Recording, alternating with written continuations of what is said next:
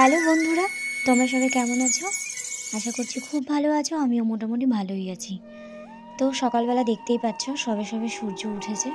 তো দুদিন ধরে প্রচুর পরিমাণে মেঘ ছিল আকাশে, দুদিন আগে বৃষ্টিও হয়েছে। তো আজকে দেখছি একটু রোদ্দুর বেরিয়েছে, তবুও ঘরে সেইভাবে রোদ্দুরটা আর কি ঢোকেনি। তো আলো পাচ্ছি না বলে সেই জন্য একটু ঘরের লাইটটা একটু জ্বালিয়ে দিলাম, অন করে দিলাম। আর সকালে উঠেই দেখতেই পাচ্ছ সকালের সব অগোছালো জিনিসগুলোকে গোছাচ্ছি। খাটালে গেছিলাম একটু দুধ আনতে, সেখান থেকে চলে এসেছি। তো এসে এখানে খাটটার অবস্থা দেখতেই পাচ্ছ কী পরিমাণে সব কিছু অগোছালো হয়ে আছে। আসলে শীতকালে না ভীষণ পরিমাণে জামা কাপড় এক্সট্রা হয়ে যায়, যার কারণে ঘরটাকে রোজই গোছাতে হয়।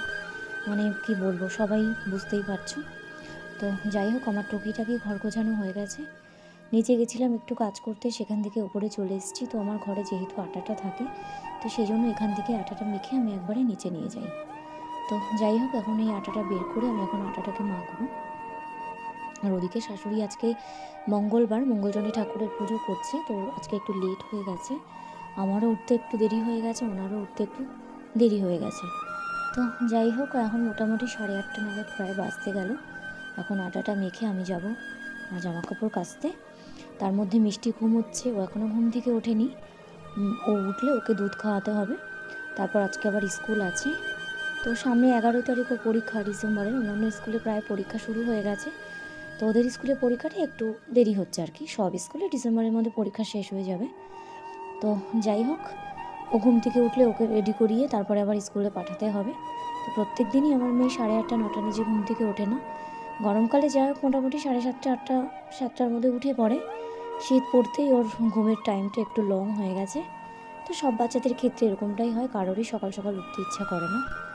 তো যাই হোক, মোটামুটি হয়ে গেল। আর এদিকে উপরে চলে এসেছি, আমার উপরে জল উঠেছে, এসে গেছে আর কি। জলটা অ্যাকচুয়ালি ভোরবেলা 5টাতে এসে যায়।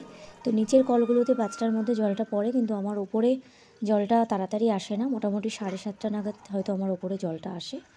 তো সব দিন 7:30টার মধ্যে আমি জলটা ভরতে পারি না, তো 9টা অবধি জলটা থাকে। তো যাই হোক, আটাটা মাখা হয়ে গেছে, জলটাও ভরে নিয়েছি।